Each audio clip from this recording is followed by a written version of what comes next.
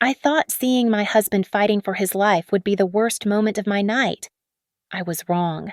The call came at 11:43 p.m. Your husband's been in an accident. Critical condition. Come immediately.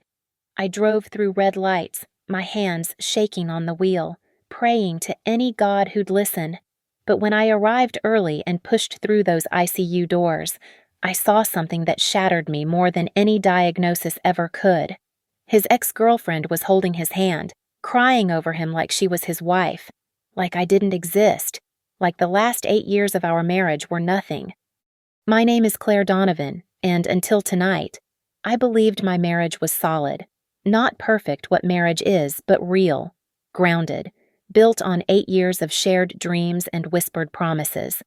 I'm 33, a financial analyst at a Portland firm, the kind of woman who color codes her calendar and never misses a deadline. Ethan used to joke that I could organize chaos itself. Maybe that's why I never saw the chaos he was orchestrating behind my back. The call came while I was finishing a report in our home office in Portwell, Oregon. The landline, who even uses those anymore, rang with that sharp, demanding tone that immediately set my nerves on edge. Dr. Martinez from Oregon Health and Science University's emergency department. The words came in fragments that my brain struggled to piece together. Severe accident. Highway 26 critical condition. Immediate family needed. I don't remember grabbing my keys or the drive to the hospital. The 20-minute journey compressed into a blur of rain-slicked streets and running red lights. My hands wouldn't stop shaking on the steering wheel. I kept thinking about our argument that morning, something stupid about him working late again, about missing dinner with my sister. God, I'd been so petty. What if those sharp words were the last thing I ever said to him? The hospital's fluorescent lights assaulted me as I ran through the main entrance at 12:17 a.m., my heels clicking against the polished floor like a countdown. The receptionist's directions barely registered. ICU, 3rd floor, blue doors, turn left. My mind kept circling back to Ethan's face that morning, the way he'd avoided my eyes when he kissed me goodbye. Just a quick peck, distracted, already mentally somewhere else. I was supposed to wait for the doctor. They'd told me someone would come explain his condition, prepare me for what I was about to see. But I couldn't wait. Couldn't stand in that sterile hallway for one more second, not knowing if my husband was alive or dead. So I pushed through those blue ICU doors at 12:24 a.m., earlier than they expected me. The sight that greeted me knocked the breath from my lungs more effectively than any physical blow. Ethan lay in the 3rd bed, surrounded by machines that beeped and hummed with mechanical indifference. His face was swollen, purple bruises blooming across his left cheek. A ventilator tube disappeared into his throat. But it wasn't his broken body that made my knees buckle. It was her, Vanessa Brooks, with her perfect auburn hair and designer dress, sat in the chair reserved for family, not visiting, not standing at a respectful distance, sitting as if she belonged there, as if she had the right. Her manicured fingers were intertwined with my husband's, her thumb stroking across his knuckles in a gesture so intimate, so familiar, that bile rose in my throat. She was crying pretty tears that didn't smudge her mascara, the kind of tears I'd never mastered. And she was talking to him, her voice low and urgent, words I couldn't quite hear but recognized in their tone, the voice of a woman speaking to her lover. "Please, baby, you have to fight," she whispered, leaning closer to his unconscious form. "I can't lose you again, not when we finally found our way back to each other."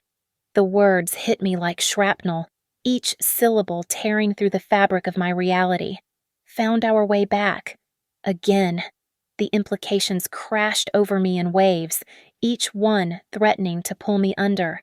She must have sensed my presence because she looked up, and our eyes met across the sterile hospital room. For a moment, neither of us moved. Then her face cycled through emotions like a slideshow surprise, guilt, defiance, and finally, something that looked horribly like pity. "Claire," she said, releasing Ethan's hand with deliberate slowness. as if I were a wild animal she didn't want to startle. I didn't expect. They said family wouldn't arrive until I am family. My voice came out raw, scraped. I'm his wife. She stood then, smoothing down her dress, the kind of nervous gesture that betrayed more than any confession. Of course, I was just. We ran into each other before the accident, at Thompson's bar. Pure coincidence. When I heard about the crash on the news, I felt I should stop. The word came out sharper than intended. Just stop. Because Ethan's eyes had fluttered open, and in his morphine haze, in that vulnerable space between consciousness and dreams where only truth exists, his cracked lips formed a single word. Vanessa. Not Claire, not my wife, not even honey or sweetheart or any of the dozen pet names he used to call me. Vanessa. The name hung in the air between us like a confession, like a verdict, like the end of everything I thought I knew about my life. Vanessa's face transformed into something I'd only seen in movies that practiced expression of innocent concern that doesn't quite reach the eyes. She moved toward Ethan's bed with a familiarity that made my stomach turn, her hand already reaching for his before she caught herself. Ethan, you're awake. Thank God. Her voice dripped honey. Too sweet, too perfect. You were in an accident. You're at OHSU. Claire's here too. The addition of my name felt like an afterthought, a courtesy extended to the stranger in the room. I watched my husband's eyes struggle to focus, tracking from Vanessa to me, confusion clouding his bruised features. When his gaze finally settled on me, there was something there I'd never seen before. Disappointment. Claire. His voice came out rough, filtered through the oxygen mask. What? Why are you here so late? The question landed like a slap. Not, thank God you're here, or I love you, or any of the things a husband should say to his wife at his potential deathbed. He was questioning my presence while accepting hers without a second thought. The hospital called me, I said, each word carefully measured to keep from screaming. You're my husband. Where else would I be? Vanessa shifted uncomfortably, her Louboutin heels clicking against the linoleum. I should go. Let you two have some privacy. But she didn't move. Instead, she looked at Ethan, waiting for something permission. Maybe. Or an invitation to stay. No, Ethan said quickly. Too quickly. His hand twitched toward her. I mean, you don't have to leave. You came all this way. All this way. I heard my voice climb an octave. From Thompson's bar, where you two just happened to run into each other. The silence that followed was deafening. Even the machines seemed to quiet their beeping, as if waiting for an answer. Vanessa's perfectly glossed lips parted, but no words came. Ethan's eyes darted between us like a trapped animal. It wasn't like that, Vanessa finally said, her voice taking on a defensive edge. We've been reconnecting, as friends. Ethan needed someone to talk to. About what? I stepped closer to the bed. My hands clenched so tight my nails bit into my palms. What could my husband possibly need to discuss with his ex-girlfriend that he couldn't talk to his wife about? Claire, please. Ethan's voice was weak, but there was something else there, annoyance. He was annoyed with me. This isn't the time or place. Then when is... The words exploded from me.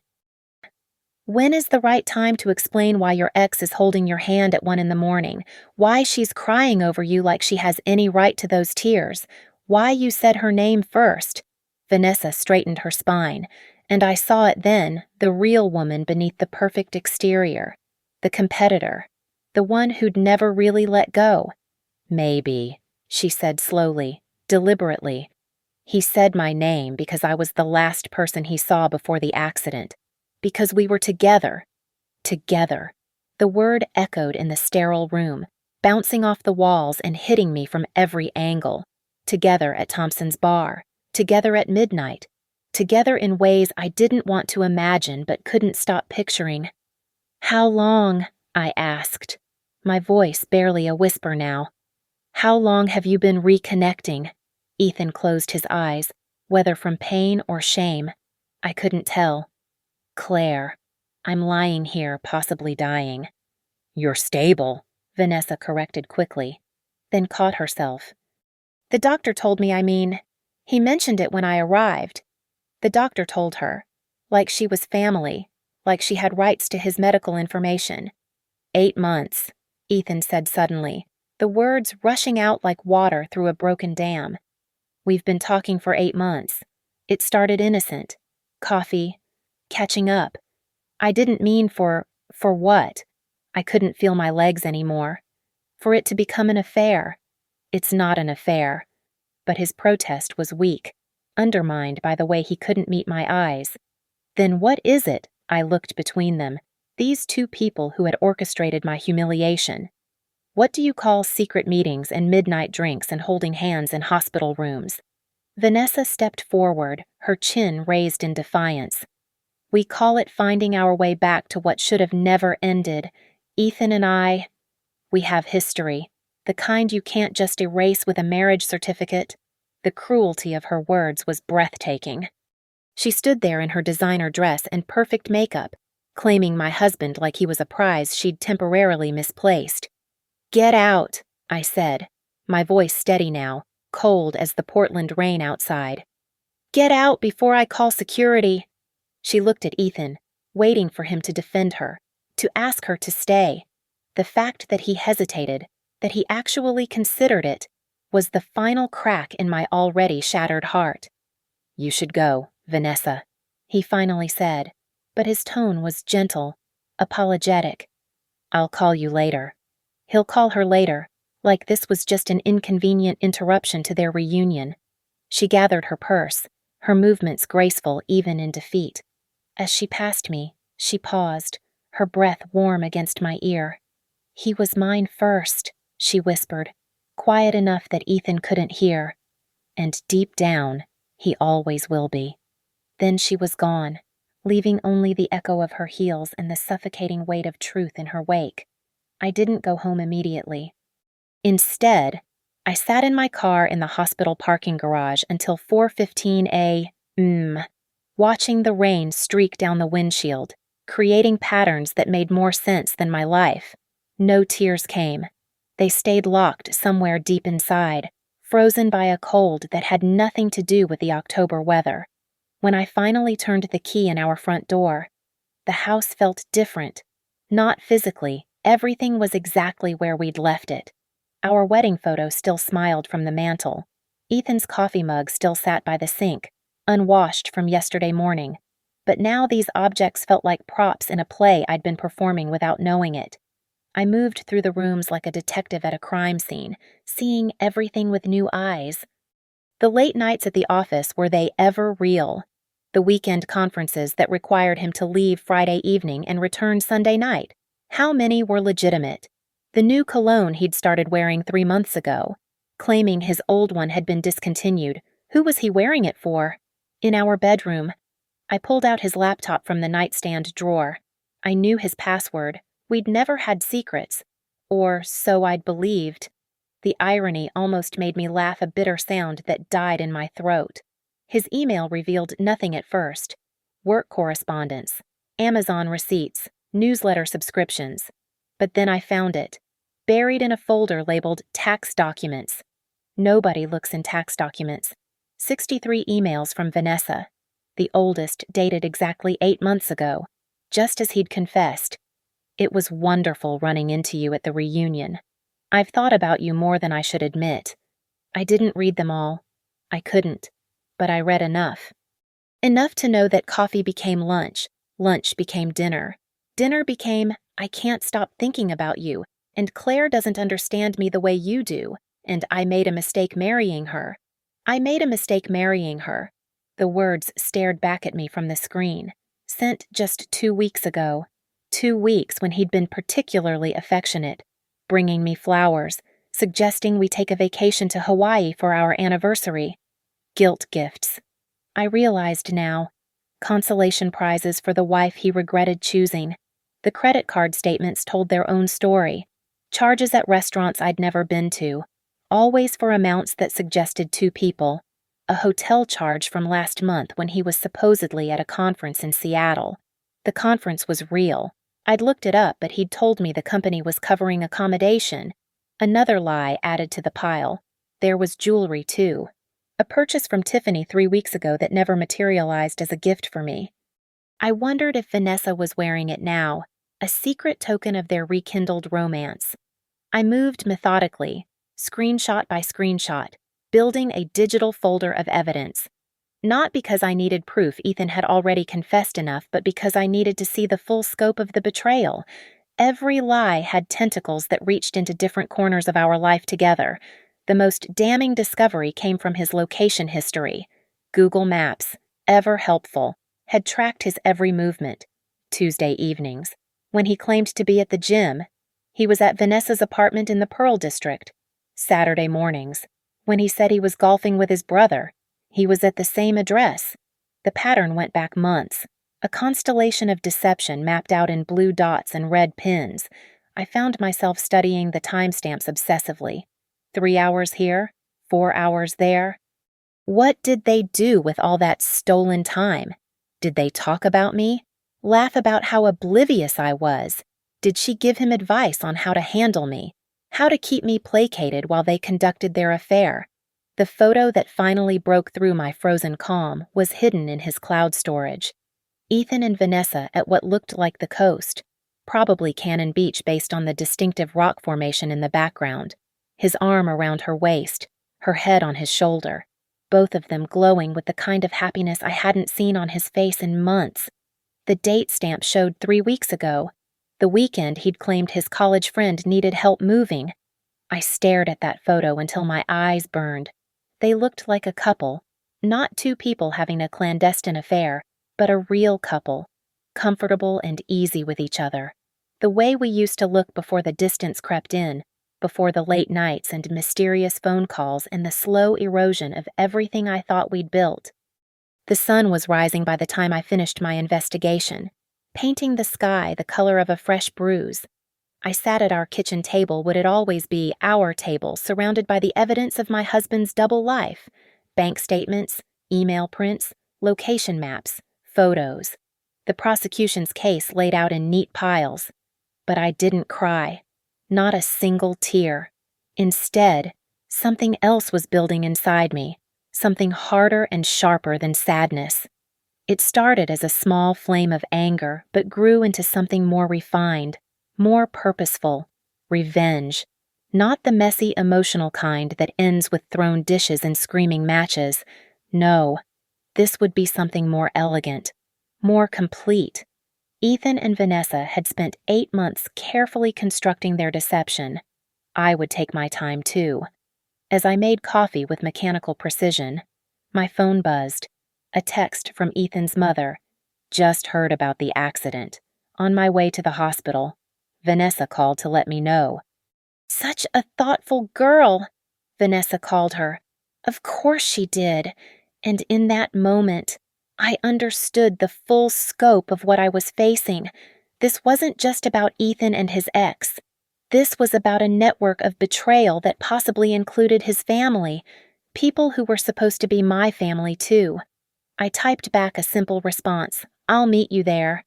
Then I opened a new document on my laptop and began to plan.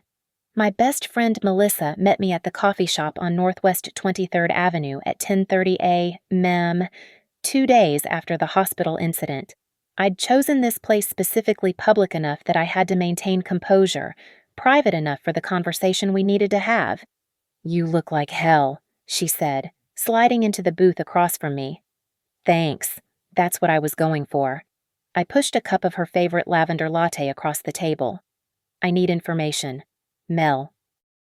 She studied my face, taking in the dark circles I hadn't bothered to conceal, the rigid set of my jaw.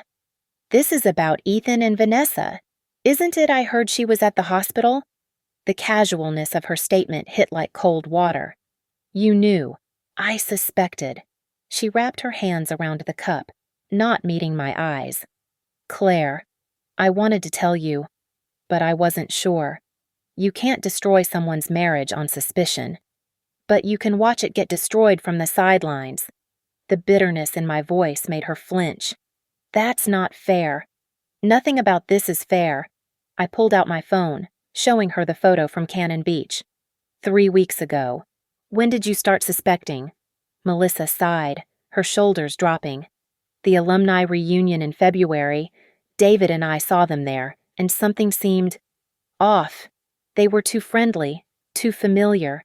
The way she touched his arm when she laughed, the way he leaned in when she talked. It was intimate. February. 8 months ago, exactly when the emails started. What else?" I kept my voice steady, clinical. "I need to know everything." "Are you sure you want to?" "Everything, Melissa." She took a long sip of her latte, gathering courage. "I saw them at Pazzo Ristorante in May. David's birthday dinner. Remember, you couldn't come because of that work presentation. They were at a corner table, heads close together. When Ethan saw us, he went white. Introduced her as an old friend he'd run into by coincidence." May. I remembered that night. I'd apologized profusely for missing David's birthday, sent an expensive bottle of wine to make up for it. Meanwhile, my husband was romancing his ex-girlfriend 2 blocks away. "There's more," Melissa continued, her voice dropping. "My sister Kate works at the Nines Hotel. She mentioned seeing Ethan there a few times. Always afternoon bookings, always paid cash. The Nines, one of Portland's most expensive hotels. Not the kind of place you took someone for a casual coffee." "Did Kate see who he was with?" "A woman with auburn hair, well-dressed. Kate said they looked like they were celebrating something one-time champagne. The works." I thought back through our calendar. What could they have been celebrating? The successful deception of his stupid wife. "Your mother-in-law knows," Melissa said suddenly, the words tumbling out like she'd been holding them back. "I ran into Margaret at Whole Foods last month. She mentioned how nice it was that Ethan was helping Vanessa through her divorce, how she'd always thought they were perfect together, and what a shame it was that timing hadn't worked out the first time." The coffee turned to acid in my stomach. "She said that to you?" She was practically glowing. "Said maybe some people were meant to find their way back to each other, and that you were a lovely girl, but perhaps not the right fit for her son's ambitious nature. Not the right fit. After 8 years of marriage, countless family dinners, helping her through her husband's death, 2 years ago I wasn't the right fit." "Vanessa's divorce," I said, pieces clicking together. "When did that happen?" "Finalized in January, from what I heard. 1 month before the reunion. 1 month before she set her sights back on my husband. Or had it started even earlier? Had she reached out to him during her divorce proceedings, seeking comfort from an old flame?" "There's something else," Melissa said, pulling out her phone. "My cousin Lisa works at the Mercedes dealership. She helped Ethan with something last week." She showed me a photo Lisa had sent her paperwork for a car lease. A white Mercedes C-Class. The lessee name was partially visible, V. Brooks. He co-signed a car lease for her.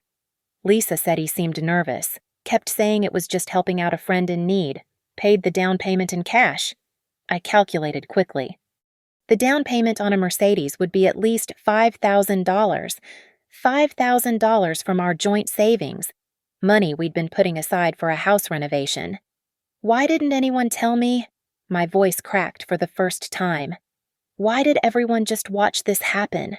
Melissa reached across the table, grabbing my hand. Because we hoped we were wrong.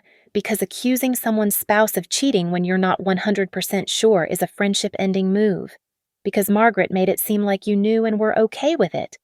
Margaret, I repeated, the name tasting bitter. She's been facilitating this. She hosted a dinner party 3 weeks ago. You were in Chicago for that conference. Remember David and I were there. So was Vanessa. Margaret seated her next to Ethan, kept talking about old times, showing pictures from when they dated in college. It was like you didn't exist. 3 weeks ago. The same weekend as the Cannon Beach photo. I hadn't gone to Chicago. The conference had been canceled last minute, but Ethan didn't know that. I'd spent the weekend at a spa in Bend, treating myself while my husband played house with his ex-girlfriend at his mother's dinner table. Who else knows? I asked. His brother, definitely. Tom looked uncomfortable the whole dinner, kept trying to change the subject when Margaret brought up Ethan and Vanessa's past, and probably their whole friend group from college. Vanessa's been going to their poker nights. Poker nights. The monthly gathering I'd never been invited to because it was just for the guys. She's been systematically inserting herself back into his life, I said, the full picture finally coming into focus. And everyone just let her. What are you going to do? Melissa asked. I pulled back my hand, straightening in my seat. I'm going to give them exactly what they deserve. Claire, revenge isn't what isn't ladylike isn't the high road. I laughed, a sound sharp enough to cut glass. They've spent 8 months lying to my face. His mother has been complicit. His friends have been covering for him. Even the universe seems to be on their side if he hadn't had that accident. How much longer would this have gone on? Melissa was quiet for a moment, then nodded slowly. What do you need from me? Information. Every detail you can remember. Every person who knew. Every date. Every sighting. Every overheard conversation. You're building a case. No, I corrected, pulling out my notebook and beginning to write. I'm building a bomb, and when I detonate it, everyone who participated in this betrayal is going to feel the blast. The invitation went out 2 weeks later, printed on expensive cream cardstock with gold embossing. A celebration of family and healing. It read, scheduled for Saturday evening at 7 o'clock. Our house, still our house for now, would host the gathering that would end everything. I stood in my kitchen, arranging the responses like playing cards. Margaret had replied within hours, gushing about how wonderful it was that I was bringing everyone together during this difficult time. Ethan's brother Tom and his wife Sarah confirmed, though their response felt hesitant. Vanessa's RSVP came last. A brief, I'd be honored to attend, that made my skin crawl. Ethan watched me from the couch, still recovering from his accident but mobile enough to be suspicious. Claire, what is this really about? Healing, I said, not looking up from my preparations. Your mother's been so worried about you.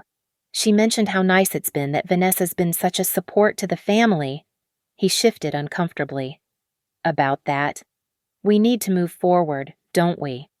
I turned to him with a smile I'd practiced in the mirror. All of us. Together. The relief on his face was almost comical. He thought I was accepting it, making peace with his betrayal.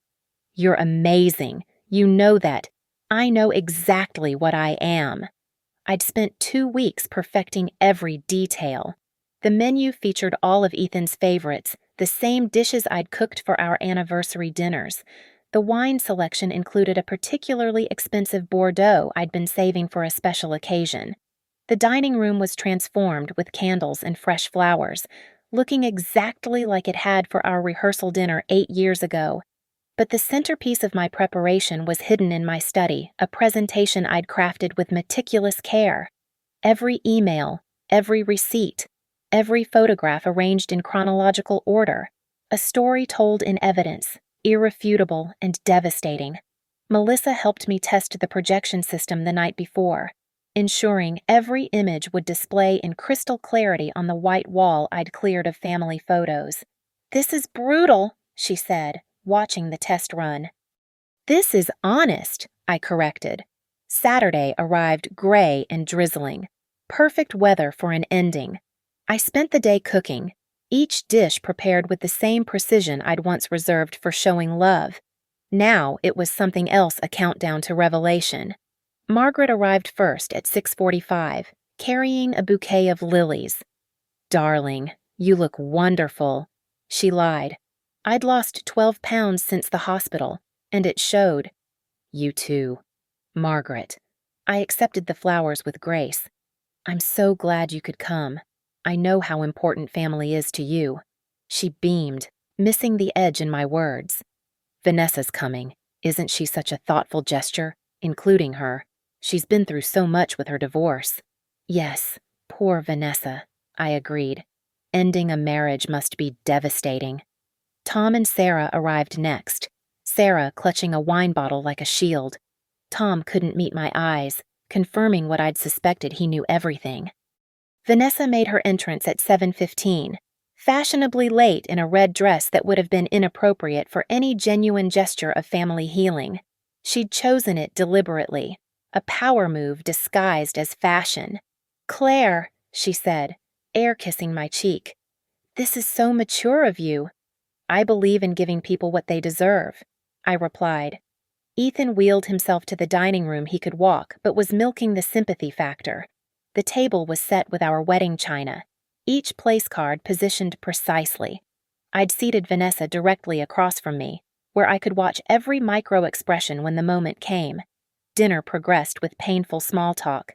Margaret dominated the conversation, regaling us with stories of Ethan's childhood, many of which somehow included mentions of Vanessa. "Remember when you two went to prom?" she gushed. "You looked so perfect together." "That was a long time ago," I said, refilling wine glasses with a steady hand. "Some things never change, though," Margaret replied, smiling at Vanessa. "True connections endure." I stood, raising my glass. "I'd like to propose a toast." Everyone lifted their drinks, Ethan looking nervous, Vanessa triumphant, thinking she'd won. "To truth," I began, "to the connections that endure, to the faithfulness of family." I paused, meeting each person's eyes, "and to the power of documented evidence." The confusion on their faces was priceless. I pulled out my phone, pressing a single button. The presentation began on the wall behind me. The first slide was beautiful Ethan and me on our wedding day, radiating joy. The second was the email from 8 months ago. "I've thought about you more than I should admit." Vanessa's glass slipped, wine spreading across the white tablecloth like blood. "What is this?" Margaret demanded. "This," I said, advancing to the next slide credit card statements highlighted in yellow, "is truth. Every lunch, every dinner, every hotel room." The Cannon Beach photo filled the wall. Tom's wife Sarah gasped. "Claire, stop," Ethan said, trying to stand. "Stop." I laughed, like you stopped before co-signing her car lease with our savings. The lease agreement appeared, Vanessa's name clearly visible. "That was," Vanessa started, "a gift, a loan, help for a friend." I clicked again. Location history, a map dotted with visits to her apartment. Tuesday evenings, Saturday mornings, so many visits to one friend. Margaret's face had gone pale. "This is inappropriate, inappropriate." The next slide showed her dinner party invitation list, Vanessa's name circled. "Like hosting dinners for your son's mistress while his wife is conveniently out of town." The room erupted. Ethan was shouting about privacy. Vanessa was crying real tears this time, smearing her perfect makeup. Margaret was demanding I stop this instant, but I wasn't done. The final slide was the most damning a text exchange between Ethan and Vanessa from 3 days ago. While he was still in the hospital, "Claire is planning something, a dinner party. Maybe she's finally accepting us. I love you." "I love you too. Always have." The silence that followed was complete. "I made a mistake marrying her," I quoted, looking directly at Ethan. "Your words, from 2 weeks ago. Well, congratulations. Your mistake is being corrected." I pulled out a manila envelope from under my place setting, sliding it across the table to him. "Divorce papers. Already filed. You'll find I've been very fair. I've only taken exactly half of everything, including the money you stole for her car." The divorce papers sat on the table like a grenade with the pin pulled. Ethan's hands shook as he reached for them, his face cycling through emotions, anger, shame, and finally, desperate calculation. "Claire, please," he said, his voice cracking. "Can we talk about this privately?" "Privately," I laughed, the sound echoing off the dining room walls. "Like your private afternoons at the Nines Hotel? Like your private messages declaring your love while I sat by your hospital bed?" Vanessa stood abruptly, her chair scraping against the hardwood. This is insane. You're humiliating him. Humiliating. I turned to her, my voice deadly calm. Let me explain humiliation. Humiliation is 63 emails between my husband and his ex-girlfriend, discussing what a mistake I was. Humiliation is your mother-in-law hosting dinner parties for your replacement while telling everyone you're just not the right fit. Margaret found her voice then, indignation overriding shock. How dare you air private family matters like this? Family. The word tasted bitter. You stopped treating me like family the moment Vanessa's divorce was finalized. Tell me, Margaret, how long have you been encouraging this? Since January, earlier. Her silence was answer enough. Tom cleared his throat. Claire, maybe we should... You knew too, didn't you? Tom. I pulled out another document. The poker nights that were supposedly just for the guys. Vanessa attended 4 of them. You were there each time. Sarah turned to her husband, her face a mask of betrayal. You knew about this. Everyone knew, I said, clicking to a new slide showing a group text between Ethan's college friends. They called it Project Reunion. How romantic. The presentation continued its relentless march. Screenshots of Vanessa's social media, where she'd posted cryptic quotes about true love finding a way and some things are worth waiting for. Photos from Ethan's phone backup selfies of them I was never meant to see, stolen moments documented like trophies. You went through my phone. Ethan's attempt at outrage fell flat. Our phone plan, I corrected. Our shared cloud storage, our joint bank accounts that you plundered for your affair. I clicked to the next slide, a spreadsheet I'd created, itemizing every penny spent on their deception. $14,347. That's what your love cost our marriage. Dinners, hotels, jewelry that never made it to your wife, a down payment on a car for someone who supposedly just needed a friend. Vanessa's face had gone from red to white. Ethan said you were separated, that you were getting divorced anyway. Liar. The word exploded from me, the first crack in my composure. We had sex 3 weeks ago. We were planning a Hawaii trip for our anniversary. We were trying for a baby. That last revelation hung in the air like a physical presence. Ethan's face crumbled. Oh, God, Sarah whispered. Claire, you're not pregnant, no. Thank God for small mercies. I steadied myself, regaining control. Though I did find it interesting that Ethan suddenly had performance issues these past few months. Guilt, exhaustion from your afternoon activities, or just saving himself for someone else. Stop. Ethan's voice was barely a whisper. Please, just stop. Why? Because the truth hurts. I advanced to the final section of my presentation. Let's talk about truth. The truth is that 8 months ago, you made a choice. Every text, every lie, every time you came home to me after being with her, those were choices. The screen showed a calendar I'd constructed, marking every lie in red. The month was bleeding crimson.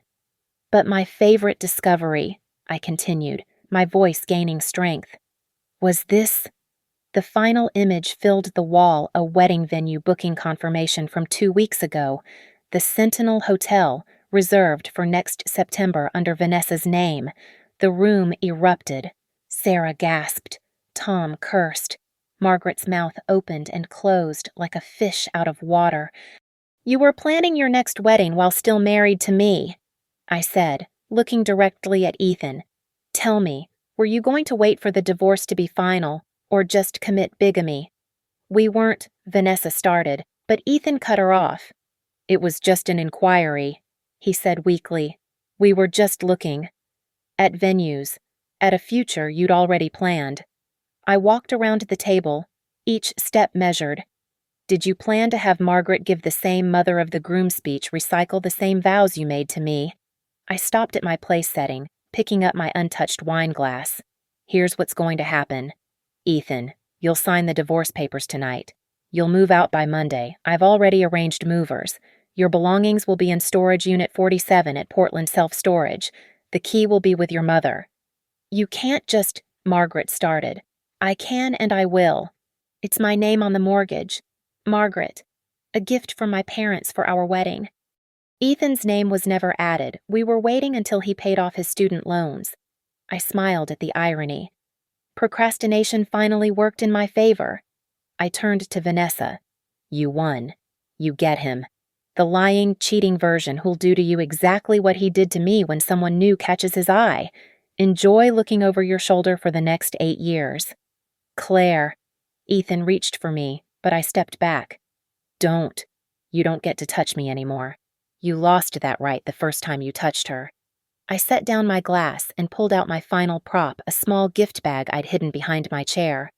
One more thing. A gift for the happy couple.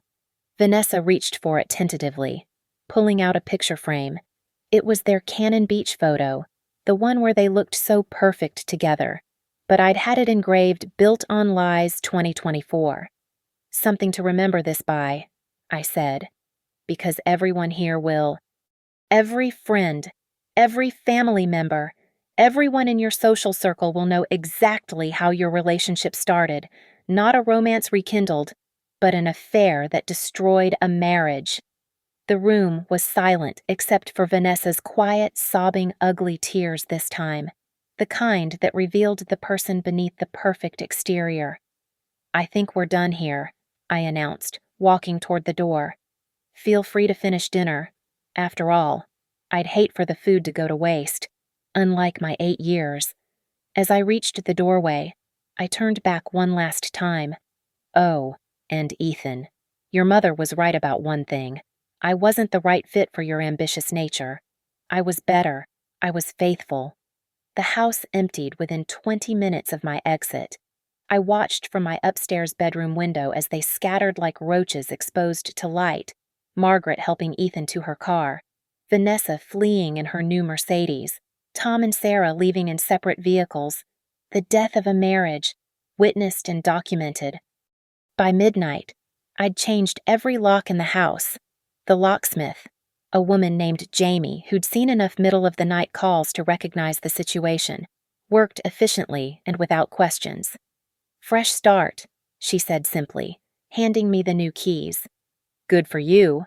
Ethan's first text came at 12:47 a.m. Claire, we need to talk. This isn't how our marriage should end. I deleted it without responding and continued packing his belongings. Each item went into boxes labeled with brutal efficiency. Clothes probably worn to affair dates. Books that he'll never read. Wedding album fiction section. By 3 a.m., his possessions formed a monument to deception in the garage. 8 years condensed into 17 boxes and 4 suitcases. I kept nothing that reminded me of us together. Every photo, every gift, every memento went into the pile. The wedding china stayed. It was mine before him and would remain mine after. He tried the doorbell at 6:15 a.m., his key useless against the new locks. I watched him through the security camera, still in yesterday's clothes, looking haggard and desperate. He rang again, then pounded on the door. Claire, I know you're awake. Please. I sipped my coffee and forwarded the security footage to my lawyer with a note, documentation of attempted unauthorized entry. The movers arrived at 8 a.m., sharp, as scheduled. I'd hired them Friday afternoon, paying extra for Sunday morning service.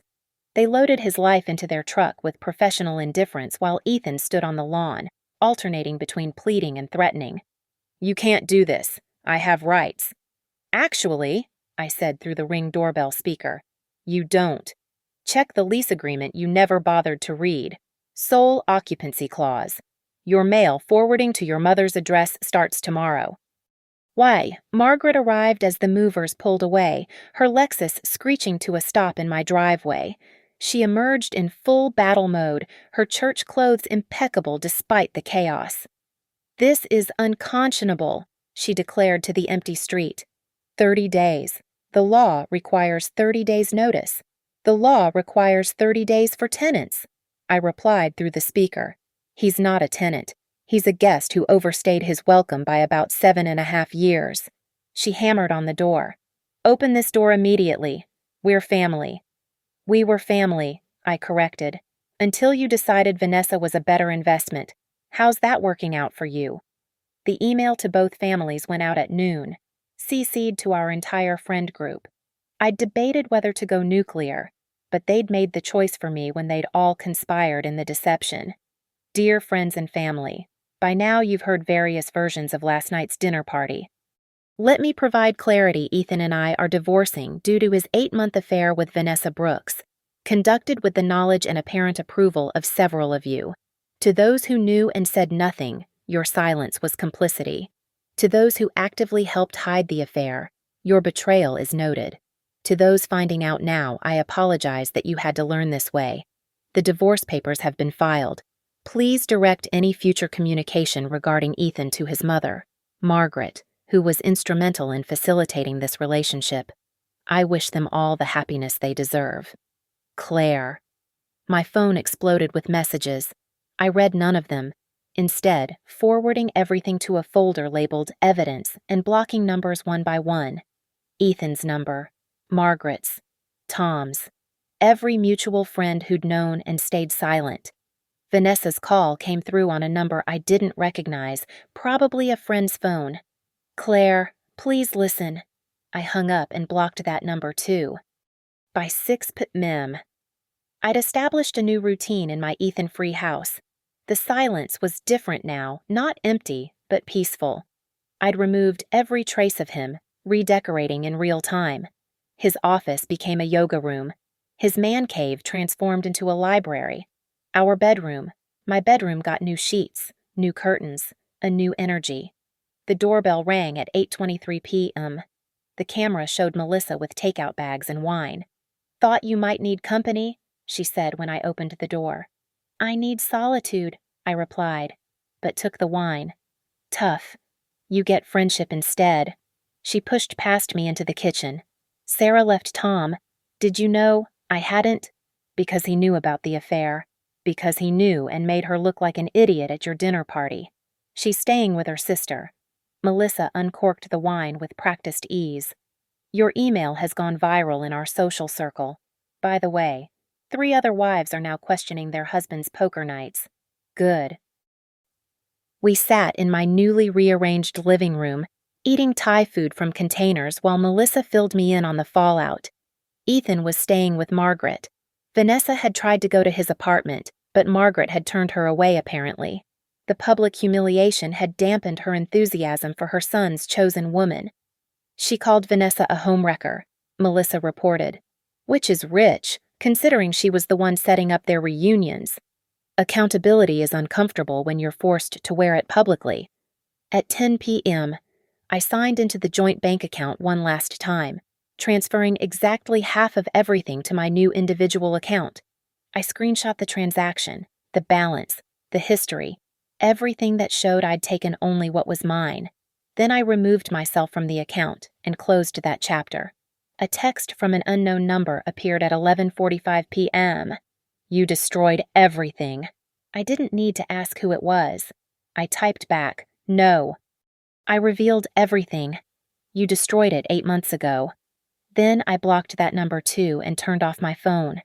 The house was mine. The silence was mine. The future, uncertain but honest, was mine. I stood in my bedroom looking at the empty space where our wedding portrait had hung. Tomorrow I'd hang something new there, maybe a mirror, to remind myself that the only person I needed to trust completely was the one looking back at me. Tonight, though, the empty space was perfect, a blank wall for a blank slate. I locked my door, with my new keys and for the first time in 8 months, slept peacefully. Monday morning arrived with unexpected sunshine. The first clear day in weeks. I stood in my kitchen at 7 a.m., coffee in hand, looking at the same view I'd seen for 8 years. But everything was different now. The landscape hadn't changed, I had. My phone, turned back on for work, showed 47 missed calls and 93 unread messages. I deleted them all without reading. The past had nothing left to say that I needed to hear. The mirror in the hallway reflected someone I almost didn't recognize. Not the betrayed wife from the hospital room, not the vengeful woman from the dinner party. Someone new, someone who had walked through fire and emerged not unscathed, but unafraid. I thought about Ethan, probably waking up in his childhood bedroom at his mother's house. Vanessa's dream of September wedding plans turned to ash. I thought about Margaret, forced to confront the son she'd enabled and the disaster she'd helped orchestrate. I thought about all the mutual friends recalculating their allegiances, their complicity exposed, but mostly, I thought about myself, the woman who had spent 8 months unknowingly living a lie, who had kissed her husband goodbye each morning, not knowing he was leaving to build a future with someone else, who had planned anniversaries and babies with a man who was planning his escape. That woman was gone. In her place stood someone harder, yes, but also clearer, someone who understood that trust, once shattered, could never be fully rebuilt, and that maybe that wasn't a tragedy. Maybe it was liberation. My reflection smiled back at me, not with joy, but with something fiercer satisfaction. Not because I'd destroyed them, not because I'd won some invisible war, but because I'd chosen myself when everyone else had chosen to betray me. The doorbell rang. For a moment, my heart stuttered, Ethan, Margaret. Another attempt at reconciliation or recrimination, but it was just the Amazon delivery driver, dropping off the new bedding I'd ordered at 2 a.m. Sunday morning in a fit of retail therapy, Egyptian cotton sheets that no one else would ever sleep in. My choice. My comfort. My life. I hung the new sheets on the line in the backyard, watching them flutter in the October breeze like flags of independence. The neighbor, Mrs. Patterson, waved from her garden. She'd probably heard everything through the gossip network, but her smile was genuine, supportive. "Beautiful day for a fresh start," she called out. "Yes," I agreed. "It is." As I turned to go back inside, my phone buzzed with a text from an unknown number. I almost deleted it unread, but something made me pause. "Ms. Donovan, this is Jennifer from Vanessa Brooks's attorney's office. Ms. Brooks has requested that we inform you she will not be pursuing any relationship with Mr. Donovan and apologizes for her role in the dissolution of your marriage." I laughed, actually laughed for the first time since that night in the hospital. Even now, Vanessa was trying to control the narrative, to paint herself as the one walking away, as if she had any power left to wield. I didn't respond. There was nothing left to say. Back in my bedroom, my sanctuary, I stood before the empty wall where our wedding portrait had hung. I'd thought about hanging a mirror there, but now I had a better idea. Nothing. The empty space wasn't waiting to be filled. It was complete in its emptiness. A reminder that not every space needs to be occupied. Not every silence needs to be filled. Not every ending needs a new beginning. At least not yet. I thought about the months ahead, the divorce proceedings, the inevitable attempts at reconciliation, the social fallout that would continue to ripple through our circle. There would be difficult days, lonely nights, moments of doubt. But right now, in this moment, I felt something I hadn't experienced in longer than I could remember: complete, absolute, uncompromising freedom. I didn't win because I'd exposed them. I didn't win because I'd taken my revenge in such spectacular fashion. I won because I'd looked at the truth, ugly and brutal as it was, and hadn't flinched. I'd faced the betrayal head-on and emerged not bitter, but better, not broken, but bulletproof. I didn't beat them, I said to my reflection, echoing the words I'd planned for this moment. I beat myself, the version of me that was too afraid to see the truth. The morning sun caught the edge of the empty frame, still sitting on the dresser, waiting to be thrown away. But I picked it up instead, running my finger along the smooth wood. Maybe I'd keep it, not as a reminder of what was lost, but as a symbol of what was gained, the knowledge that I could survive anything, even the complete destruction of the life I'd thought I was living. My phone rang, work calling, wondering where I was. Normal life, resuming its rhythm. I answered with my name, not Mrs. Donovan, just Claire, just me.